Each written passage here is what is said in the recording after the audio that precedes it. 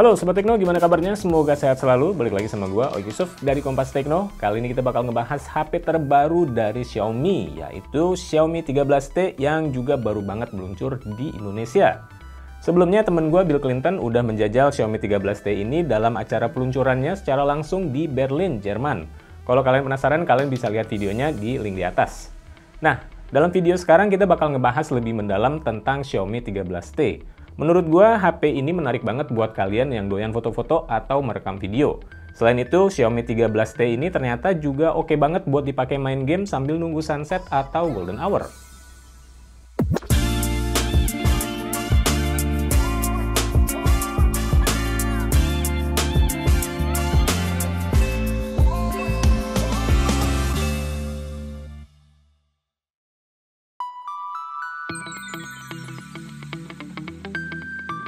Satu hal yang langsung kelihatan dari Xiaomi 13T adalah desainnya yang baru, terutama di bagian belakang. Tampilannya sekarang beda dari Xiaomi 12T sebelumnya dan udah mirip dengan model lainnya dari seri Xiaomi 13. Modul kameranya sekarang berbentuk persegi dan berukuran besar. Kemudian dua kamera belakangnya itu juga ditempatkan di penampang berbentuk bundar yang ukurannya lumayan gede juga.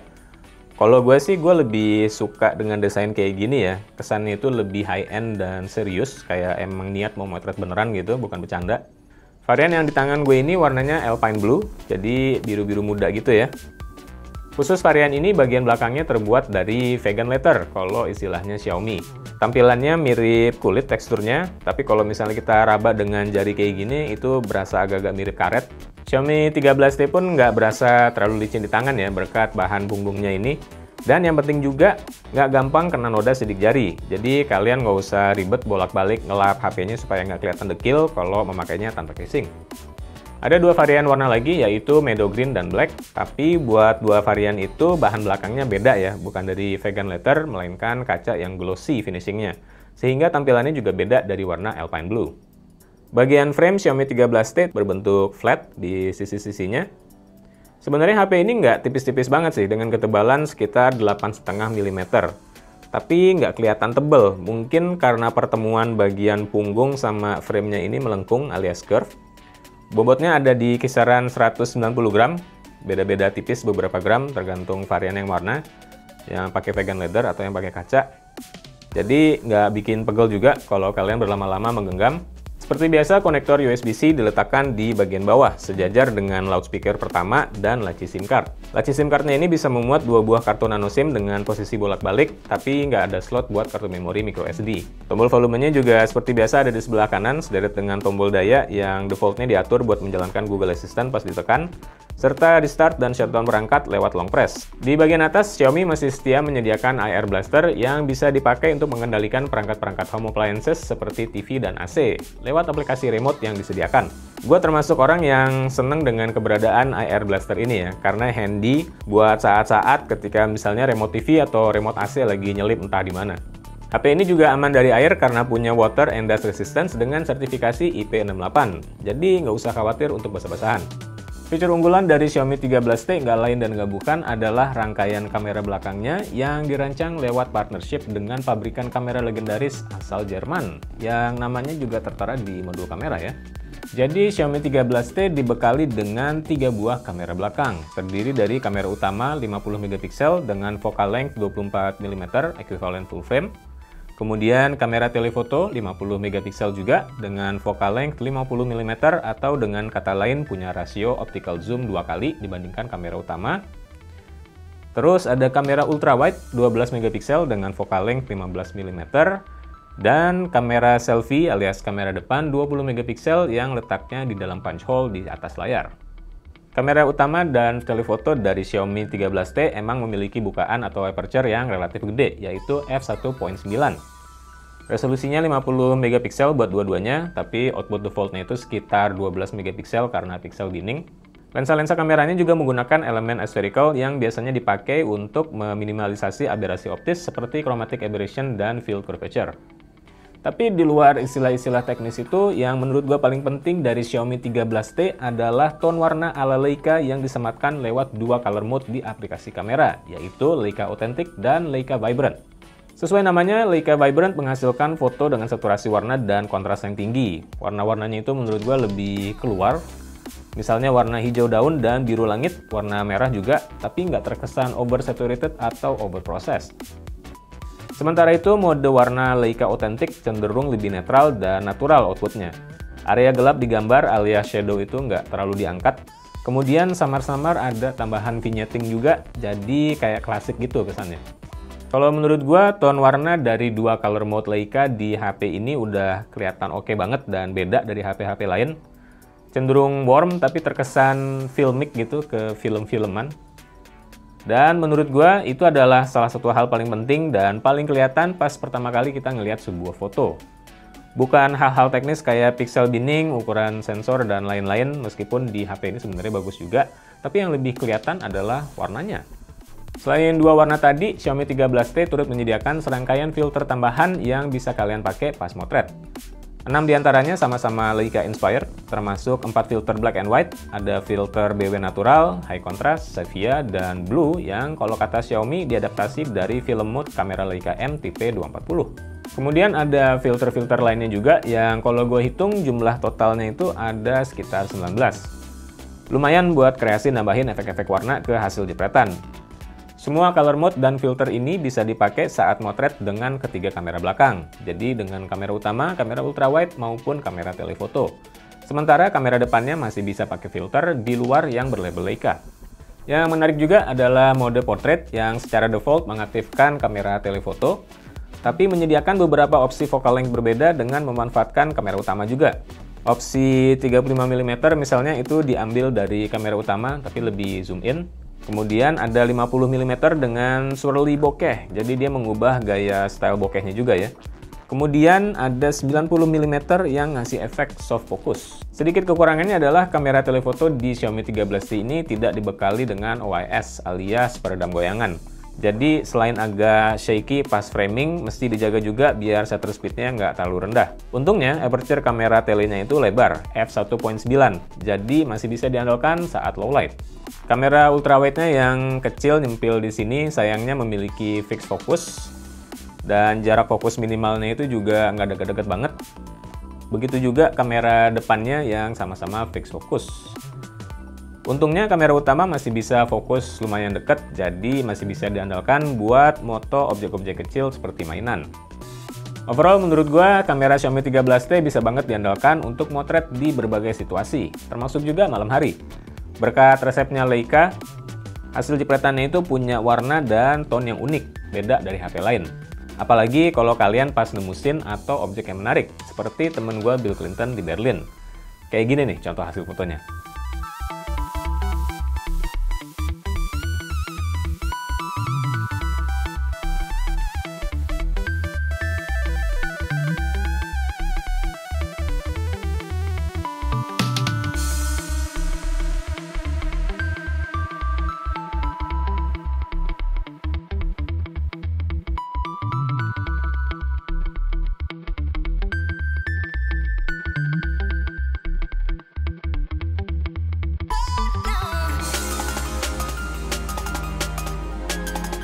Kamera Xiaomi 13T bisa merekam dengan resolusi maksimal 1080p 60fps atau 4K dengan frame rate 30 fps. Ini berlaku buat semua kamera belakang, jadi kamera utama, kamera ultrawide maupun kamera telefoto sama-sama bisa 4K. Pengecualian buat kamera depannya yang mentok di 1080p 30 fps. Angka maksimal 4K mungkin terkesan lebih rendah dari Xiaomi 13T versi Pro yang bisa 8K ya. Tapi menurut gue ini sama sekali bukan masalah karena toh 8K buat sekarang masih ya little more than just gimmick. Filter-filter Leica seperti di mode foto juga bisa dipakai saat merekam video. Tapi sebagian jenisnya beda sih dari yang di mode foto. Kayak kamera depan itu pilihan filternya bukan yang punya label Leica seperti kamera belakang, tapi filter jenis lain. Saat memakai mode video, semua kamera itu ditambahi stabilisasi elektronik atau AIS. Gambarnya pun jadi lebih stabil, termasuk kamera tele, tapi lebih ke crop dikit dibandingkan mode foto karena emang cropping itu diperlukan buat stabilisasi elektronik. Nah, meskipun begitu, Xiaomi memberikan mode stabilisasi tambahan. Kita bisa ngaktifin dengan buka menu drop down videonya di sini, lalu pilih opsi Steady Video. Steady Video ini menggunakan tangkapan gambar dari kamera utama, jadi AIS-nya itu ditambahin lagi sehingga makin stabil tapi lebih ke crop. Kemudian ada pilihan kedua bernama Steady Video Pro yang menggunakan tangkapan kamera ultrawide sehingga bidang pandangnya jadi lebih lebar. Hasil perekamannya pun paling mulus. Kemampuan video kamera depan Xiaomi 13T nggak secanggih kamera belakangnya, antara lain karena keterbatasan resolusi dan frame rate tadi ya. Tapi ya paling nggak masih bisa merekam video yang lumayan bagus karena punya fitur HDR. Stabilize juga dengan AIS sehingga nggak berguncang-guncang kalau kita pakai untuk merekam sambil jalan. Satu hal yang unik adalah adanya fitur teleprompter untuk mode kamera depan. Jadi kita bisa masukin teks untuk script maksimal itu sebanyak 6.000 karakter buat dibaca pas kita lagi ngerekam. Jadi kita bisa terus melihat ke layar tanpa perlu mengalihkan pandangan buat ngebaca script. Xiaomi 13T sebenarnya bisa merekam secara simultan dengan kamera belakang dan kamera depan sekaligus lewat video dual mode. Kita bisa ngatur mau setengah-setengah tampilannya atau salah satunya ditampilkan dalam jendela berukuran kecil. Tapi mode ini letaknya agak aneh, yaitu adanya di opsi short film di bagian more, yang semestinya itu isinya hanya template buat video-video pendek ya. Mungkin nanti Xiaomi bisa mengubah letaknya lewat update software sehingga fitur ini bisa lebih gampang buat dicari. Buat kalian yang mau lebih jauh utak-atik, ada mode Pro yang bisa dipakai untuk foto maupun video. Isinya seperti biasa lah ya, ada opsi pengaturan manual buat semua parameter seperti ISO, shutter speed, hingga white balance dan manual fokus. Di mode Pro untuk foto juga tersedia pengaturan tone gambar. Jadi kalau misalnya masih kurang puas dengan filter bawaan, kita bisa bikin gaya visual sendiri di sini. Nah, menariknya selain bisa nampilin histogram dan level audio, mode Pro untuk video juga menyediakan opsi buat merekam dengan profil lock alias logarithmic. Jadi nanti footage-nya itu bakal flat banget dengan saturasi warna dan kontras yang rendah, seperti halnya profil lock di kamera mirrorless atau cinema. Tujuannya buat memaksimalkan dynamic range, jadi bagian terang alias highlights di gambar itu nggak terlalu terang sampai detail hilang, dan bagian gelap alias shadow juga nggak gelap-gelap banget sampai nggak kelihatan apa-apa. Ini nanti buat diproses waktu editing ya, jadi saturasi, kontras, dan tone warnanya itu ditambahin belakangan alias grading pas editing. Footage lock yang flat ini lebih gampang buat diedit dibanding video yang dari awal udah jadi. Menariknya lagi, pas kita ngaktifin mode perekaman dengan profil lock, kita bisa nambahin LUT alias LUT atau lookup table, semacam preset khusus untuk footage lock yang flat. Jadi nanti tone-nya itu seperti udah jadi sesuai dengan LUT yang dipakai. Kita juga bisa ngimport LUT sendiri dengan gampang, cukup tekan opsinya aja dan pilih file LUT yang diinginkan. Tapi ini buat preview aja ya, cuma di layar aja karena hasil rekamannya sendiri akan tetap flat. LUT saat merekam hanya dipakai untuk membantu setting lokasi, misalnya lighting, supaya nanti hasil jadinya sesuai dengan yang udah dilihat di layar sebelumnya. Kalian lalu bisa memindahkan file log hasil rekaman ke perangkat lain seperti laptop buat editing. Atau kalau mau langsung jadiin videonya di HP, kalian bisa juga langsung edit dan apply LUT di aplikasi editingnya Xiaomi 13T. Caranya gampang banget, cukup buka aja videonya di galeri, kemudian tap pilihan edit. Nanti akan muncul pilihan Pro untuk editing tingkat lanjut. Ini kita tekan lagi. Terus ke bagian filter, di sini kalian bisa apply filter-filter Leica seperti di mode foto ke footage lock-nya ya. Atau bisa juga LUT sendiri dengan pilihan custom. Di video editor juga ada tab editor, ini buat actual editingnya ya, buat motong-motong klip, kemudian buat nambahin musik dan juga teks. Bisa juga ngatur exposure, brightness, saturation, sharpness, vignette, dan lain-lain di tab enhance. Kalau udah selesai, langsung aja tekan opsi save buat melakukan export. Itu tadi soal kamera yang menjadi sajian utamanya Xiaomi 13T. Nah, gimana dengan aspek lainnya? Kalau soal layar sih gua nggak ada komplain ya. Pinggiran layar Xiaomi 13T ini flat, nggak curve, sehingga mungkin kerasa kurang nyaman buat kalian yang biasa pakai navigasi gestur swiping dari samping. Tapi ya bisa dimaklumi sih, mengingat Xiaomi 13T ini sebenarnya adalah HP mid-range. Panel yang digunakan adalah AMOLED berukuran diagonal 6,67 inci dengan refresh rate maksimal 144Hz serta ikut mendukung Dolby Vision dan HDR10+. Kecerahan maksimalnya diklaim mencapai 2600 nits dengan angka tipikal 1200 nits. Selama gua pakai sih nggak ada kendala saat dipakai di luar ruangan ya, termasuk pada saat siang bolong. Masih kelihatan jelas layarnya, tapi mungkin brightness setting mesti kalian atur ke angka maksimal atau pakai auto aja. Fingerprint scannernya udah on display, letaknya itu di bagian bawah layar. Jenisnya optical. Pemakaiannya sendiri relatif mudah, baik saat registrasi fingerprint maupun saat unlock layar. Relatif cepat dan responsif.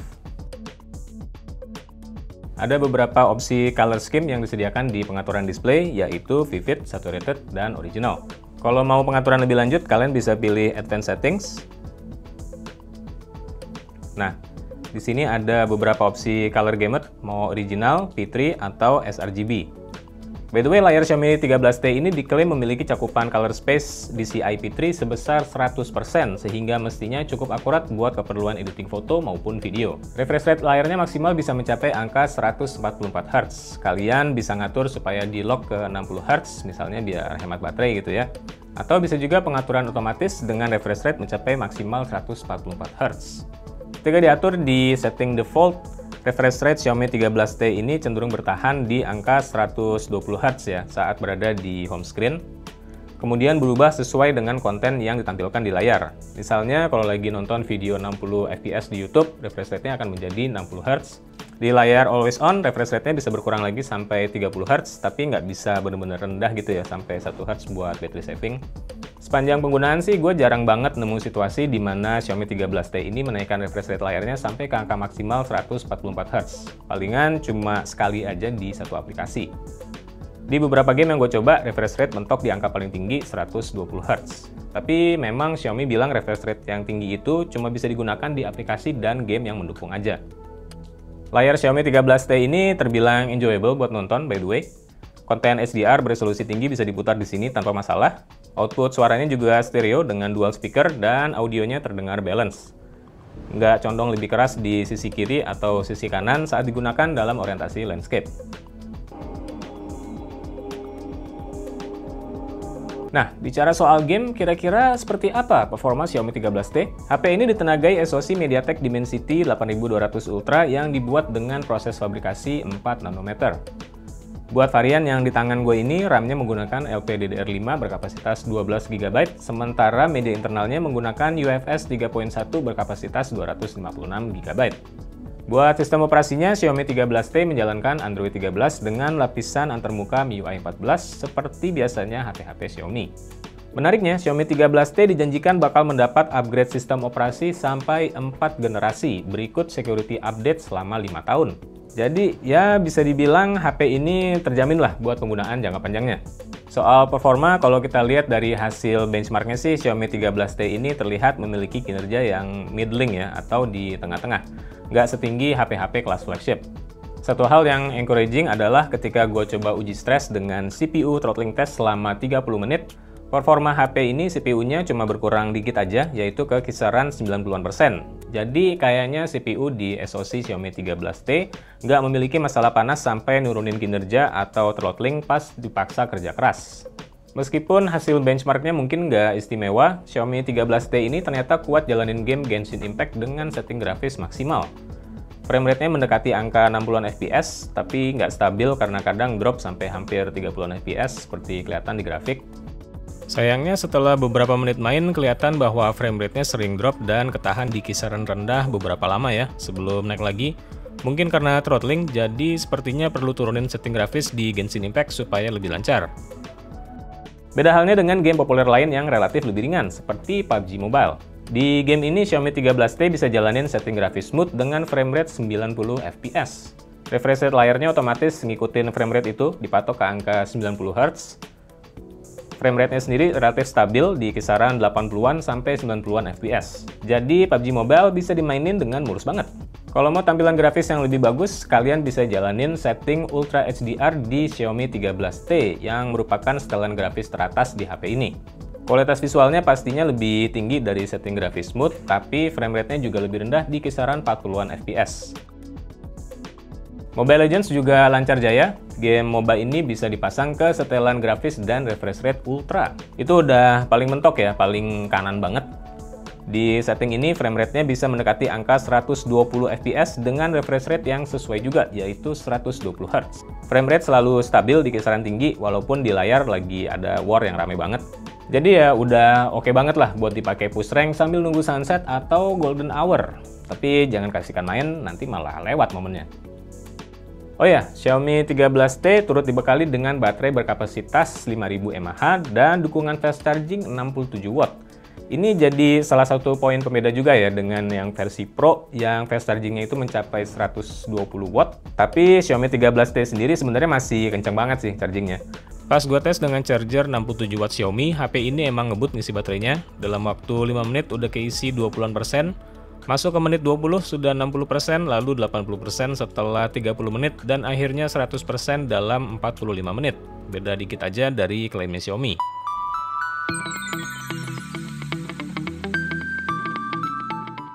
Nah, Sobat Tekno, itu tadi ulasan kita mengenai Xiaomi 13T.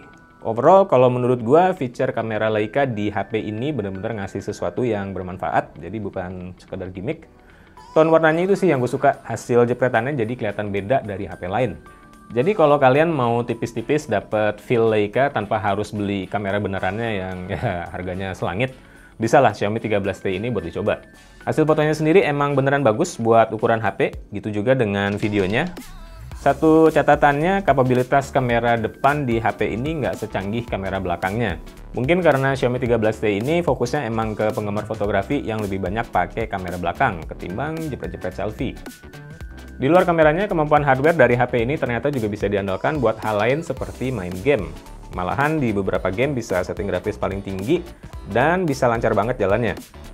Emang ada perbedaan di antara Xiaomi 13T yang masuk Indonesia ini dengan versi Pro-nya, termasuk dari segi hardware. Tapi kalau menurut gue sih nggak terlalu krusial ya. Kameranya juga identik antara dua HP itu, jadi pemilik Xiaomi 13T bisa dibilang nggak terlalu melewatkan banyak hal. Satu hal lagi yang menarik adalah harganya. Xiaomi 13T ini dipasarkan di Indonesia dengan bandrol 6,5 juta rupiah. Termasuk kompetitif buat HP di kelasnya yang punya hardware cukup bertenaga dan juga kamera berkualitas. Malahan lebih murah ya kalau dibandingin dengan Xiaomi 12T dulu. Apalagi ditambah style kamera ala Leica dan jaminan upgrade Android sampai 4 generasi. Menurut gue sih Xiaomi 13T ini layak banget buat dipertimbangin kalau emang kalian lagi nyari HP di range harga segitu. Oke, sekian dulu untuk video kali ini. Jangan lupa subscribe channel YouTube Kompas Tekno dan like juga video ini kalau kalian suka. Terima kasih udah nonton, gue Yusuf. Sampai ketemu lagi di video selanjutnya.